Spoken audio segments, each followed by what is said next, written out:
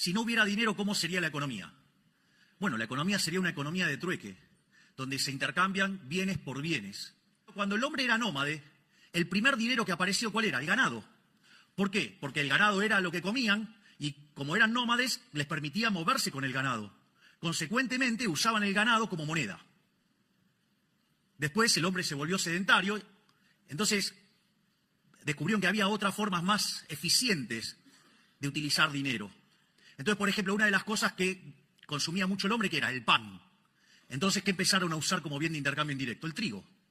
Entonces, no es que compraban y vendían trigo porque les interesaba el trigo per se, sino que en realidad lo usaban mucho, ¿por qué? Porque era un bien de intercambio indirecto. Ahora, no solo eso. Después, por ejemplo, cuando uno dice el término salario, ¿sí? ¿Y por qué era salario? Porque básicamente se pagaba en sal. ¿Por qué era tan importante la sal? Miren, si había personas que le iba muy bien, digamos, en la antigüedad, era la gente que llevaba por todos lados que especies. ¿Por qué? Porque les permitía que tenga gusto algo la comida. ¿Ustedes se fijaron en lo que es comer la comida sin nada de condimento? Es una inmundicia.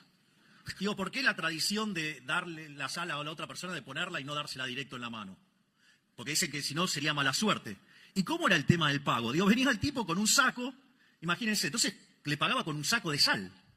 Imagínense si cuando ustedes estaban manipulando la sal, se caía. Y era mala suerte, era una pérdida instantánea seguro. En ese contexto, por eso digamos que se apoyaba la sal y se pesaba, y ahí se hacía el intercambio. Ha habido otras monedas, como ser el tabaco, usaban clavos, usaban coñac. Ahora, ¿cuál era el problema con todo ese tipo de dineros que habían aparecido? O sea, que eran mercancías, o sea, que tenían un valor de uso como mercancía, pero también servían para hacer transacciones. Entonces, y eso oficiaba como dinero. Ahora, ¿cuál es el problema, digamos, de ese tipo de monedas? Bueno, que uno no vive un solo periodo. O sea, podían oficiar de unidad de cuenta, podían oficiar de medio generalizado de pago, pero ¿qué pasa? No preservaba el valor. Y como la economía, digamos, afortunadamente no es de un solo periodo, sino que es intertemporal, que incluye varios periodos, se degradaba con el tiempo. Es decir, como si tuviera tasa de interés negativa. Entonces, ¿qué es lo que descubrió el hombre? El hombre buscó los metales. Y así es como aparecieron dos monedas, que es el oro para las transacciones grandes y la plata para las transacciones más chicas. ¿Para qué hago toda esta historia de por qué aparece el dinero, cómo aparece el dinero? Para entender que el dinero es un bien de intercambio indirecto. Yo no demando dinero para llevármelo al traje de madera. Si yo demando dinero para hacer transacciones y básicamente quiero utilizar ese dinero, ¿sí?, para financiar un sendero de consumo a lo largo de toda mi vida. Y en el fondo, esa demanda de bienes de consumo van a depender de lo que, en paz descanse, decía Robert Lucas Jr., que depende de los parámetros profundos.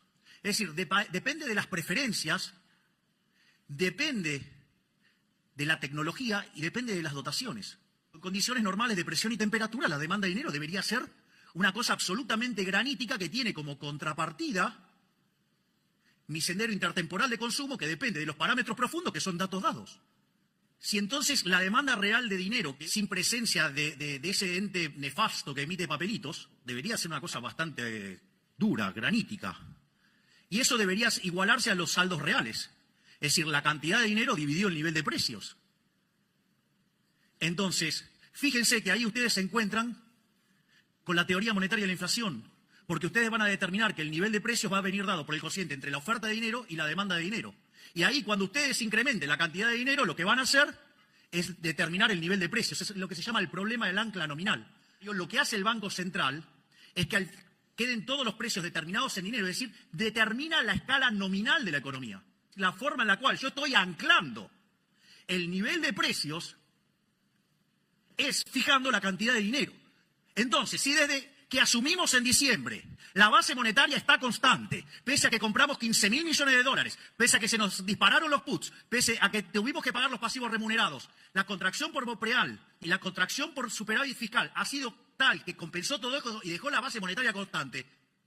Por eso está bajando la inflación.